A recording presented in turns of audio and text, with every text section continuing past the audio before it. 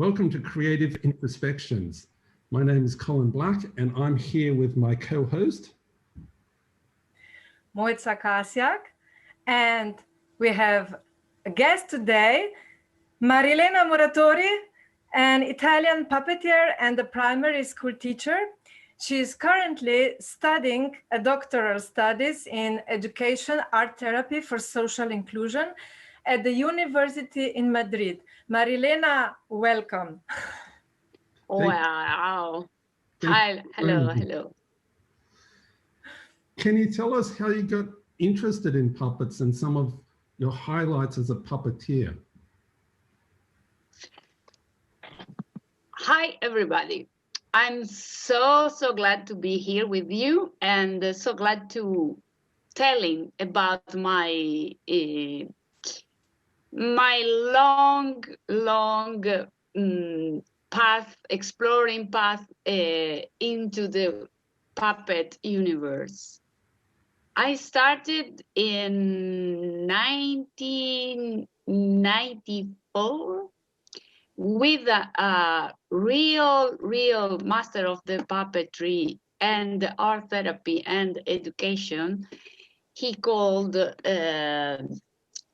called Mariano Dolci, Italian, and he collaborated with Loris Malaguzzi, the Reggio Emilia schools. Maybe you know what is it.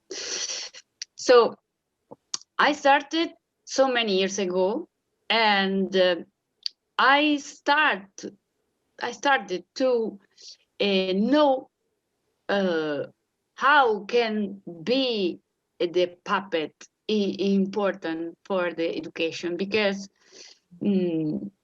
I told you I'm a primary school teacher and a puppeteer as well. So what I tried to do is mixed these two fields, education and theater, and try to get more motivation for the children, for the teachers as well, and try to stimulate the learning and the teaching as well. So I got different kind of puppeteer master. Mariano was the first one. Then I went to Milano to apprentice of an Argentinian puppeteer, because I was interested to learn other type of manipulation, and then I tried to explore. So this is more or less my situation, my experience. And for me, puppetry is in the theater field is a way to tell a story. So I want to tell a story like an actress, but I need some puppet to tell the story in the entry in the magical world. So I don't know if I answer your question. If you wonder, I can say more things, but more or less is this. So basically, I tried to know many things about puppets, different type of manipulation, and then I chose my favorite or my appropriate way to do puppet. So it was a long exploration, we can say. Okay. Mm-hmm. So I say that because I think it's important, this thing, explore the universe of puppet. You said that you try to find your way. So, what is this difference, you know, for example, when you are working in the pedagogical work, what is the main focus in the pedagogical work, and which are the most important methods and approaches in the art therapy with puppets? So can you explain a little bit the difference and also connection where something is coming together? Yes. Puppetry, the puppet, I think, is a real powerful tool in education and in art therapy. The difference is the objectives, because when I in the school at the school, my objective, my goals are different. For example, I need to learn to read. So with a puppet, I can try many motivations to read. For example, this morning, the puppet of this class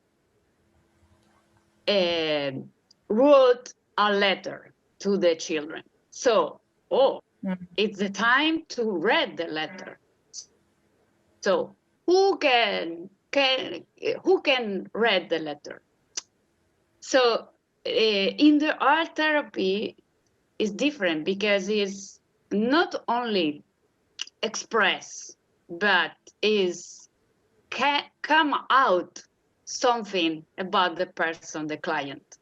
But basically, the first goal is give possibilities to express ourselves. It's the same thing. It's the same goal. I want to my pupils can express, speak, tell, read, whatever, draw. With the puppet, I think is easier for me and for them. So it's more or less the same, but the goals in the art therapy are a bit different because it's other kind of process. Can you just a little bit tell us about this different process with these methods and approaches in the art therapy? You know, just one of the example, for example. For example, in the classroom, I have many children, like 20, 25. For the child, for the children, not for the adults. For the adults, it's different because you can have groups, but not so many people in the group. In the school, in this room school, it's different. So when you can have a relationship with less or many people, you have to change the use of puppet, for example. So at the school, I try to manipulate the character and try to get a relation, the motivation, basically, a motivation for learning. In the art therapy, I need to do other thing, is motivate, stimulate the people, children, adults, the clients in general, to express, but the most, it depends on the situation, but I need to build the puppet of my clients. It's not the same. In the school, I can use my own puppet and they can say. Then I can do a workshop with the children so they can have their own puppets. But I can only use mine. In art therapy, I think is really interesting that the clients can build, make their own puppet, because from the puppet, we can get more information about the client. Great. And more things we are talking about. Okay, because I think it's interesting to know what kind of process we can start to improve in the process with the clients, because you know, the puppet, we have many different kind of puppet. Okay, if you want, we can enter to this different type of manipulation. For example, we have from below, so it's just this. I put, this is the head, and the puppeteer come behind, and the puppeteer or the client is hidden. So we can do everything, because nobody can see me. Because in this case, with this kind of puppet, you need the stage, the typical stage. Okay, when I use, for example, a marionette, this is not good, because this is portrait, it's not handmade, but is tiny enough to see. So in this case, I'm above, and the puppet, the object, the marionette, is below. So it's different, the distance and the position between puppet and puppeteer. Then we have the other possibility, and it's from behind. Okay, so we both appear on the stage. I'm with my puppet. So the relationship with this kind of manipulation is different. So I can stay with them, and then with him, and this puppet can stay with me at the same time, and we can start to talk. It's difficult because I'm one person, but it's a possibility. So I prefer this kind of manipulation. Why? Because I'm like this. I mean, I love this kind of relationship and the distance. I love people can see me, but I have to pay attention, because my gaze, my eyes are real. His eyes are completely artificial, but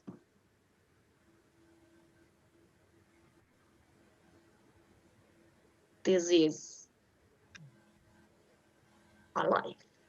So, can you tell us about the idea of the paradox of the puppet? What do you mean by the paradox, or the puppet paradox? okay, so Maybe that's how not... can I explain?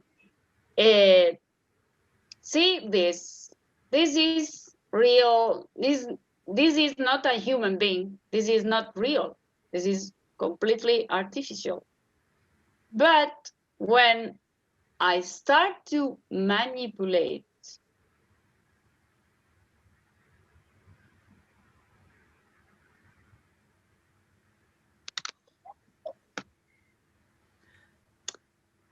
it becomes alive. So all the people know that this is completely artificial. But when I start to manipulate, animate, this thing starts to be alive. So all the people in the children know this is not real, not alive. But it doesn't matter because it's magically alive. So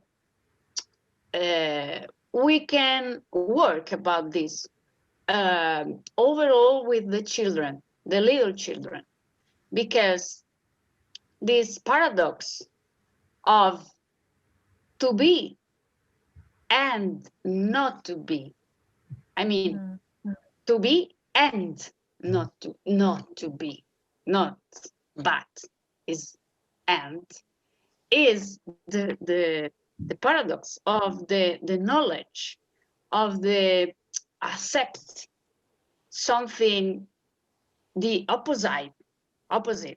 You know what I mean? So this is really interesting to know when I use the puppet. For example, in the classroom, I use the puppet. All the children, they are 7 years old. They know very well that the puppet is me, but it doesn't matter, because the most important thing is interact with the puppet. What can happen with the puppet? Okay, so this is something about the paradox. And we said about the type of manipulation, no? So another thing, really important thing is, because in this case, I have this kind of distance. In this case, I have this kind of distance. And when the marionette, I have the more distance. When I wear a mask, I have no distance. So when I use the masks, I work on the identification. When I use puppets, I can work on the projection. According to the distance from me to the puppet, I have more projection or identification projection. In the case of the hand puppet, I have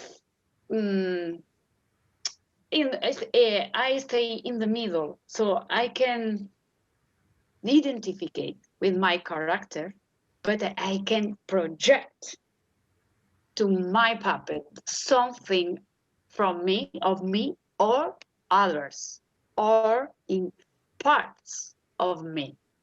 So in art therapy, it's really interesting, because in the schoolroom, classroom, see, it's important because I can get some information about these kids. But in art therapy, it's really interesting, because through the puppets, the clients can tell me something hidden or repressed of them. Okay. So you see that as the most tool, how puppets work in art therapy. It allows the client to reveal these things that are repressed or hidden or difficult to talk about, and they can express that through the puppet. And through, exactly. And through that way, there's a safe distance to talk about very difficult emotions and difficult feelings and past experiences. And through the, I'm guessing through the puppet, you can change what the puppet does So you can kind of change those feelings by reenacting that trauma in a different way, a different situation through the puppet. Would that be one method?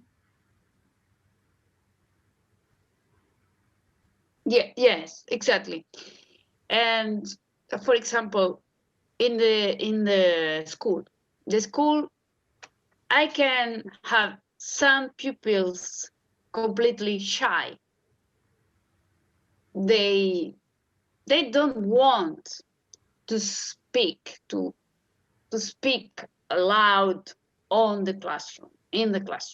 So with the puppet is incredible, but by using the puppet, they speak and loud speak. So this is really great because it's wow, how can do that? Because with the puppet, we can find the comfortable zone of Winnicott. So we are protected.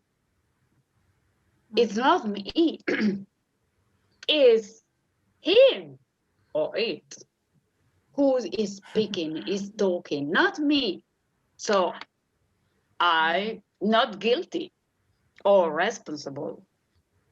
So this is a really, really, how do you say? Yes, research. You said that through puppet, children and also clients can explore, can express themselves, you know, and it's not them, it's puppet, you know, this interaction. But how is this related in the shadow theater with the puppets, you know, like, because I think it's a little bit different because the shadow is another projection. It's almost protection. So can you tell about that kind of things a little bit, the differences between the classical puppet theater, you know? Yes, it's not the same, but the base is the same.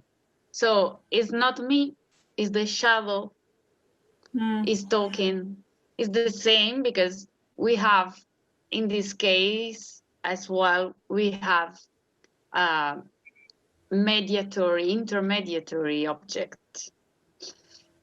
When you work with the shadow theater, you can do two things. You have two possibilities. You can use your own body or silhouettes.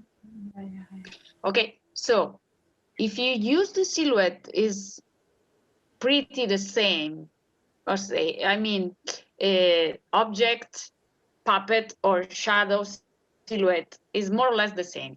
What it changing is the ambience, the situation, because with the shadow, you use darkness. You need light and the darkness. So it's completely different, the context, the space. So in the art therapy, you choose when is better choosing the shadow, because you can work differently. Yeah. So it depends on the context, on the situation, but you know, this could be a possibility, but basically is the same because is an object. In the case you want to work with the shadow, with the darkness, and the bodies, especially with the adults, work with the dance, do free movements in the shadow. So when people can be free to to do every movement, because it's not me, it's the shadow, it's the projection of me, but it's not me. So you can work with all the body. So is other possibility. When you do drama therapy, you work with the bodies, but you have light. So it's you. So it's completely direct. So I think this could be a really interesting knowledge or suggestion for your job, because it's the same. I mean, the shadow could represent. And we've lost her just for a second. Hopefully she'll come back in a second. Part or but it's different. And generally, the puppetry can combine different arts, visual art, music, drama, storytelling. So you can use all the things and get information or motivation.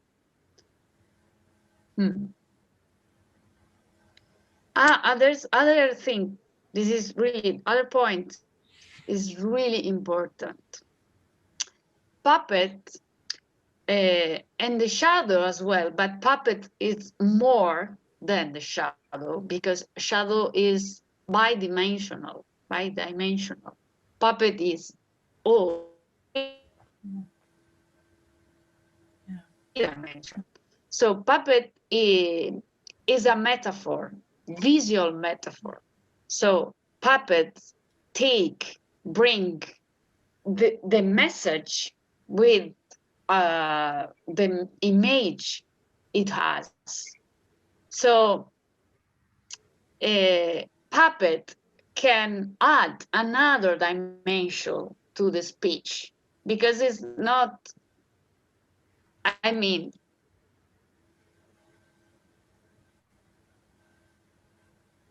when I talk, if I use this kind of puppets, this is a battle. So when people, client or whoever, say this character, they immediately see this is a drunk man or woman. So the information about this character arrives before the speech.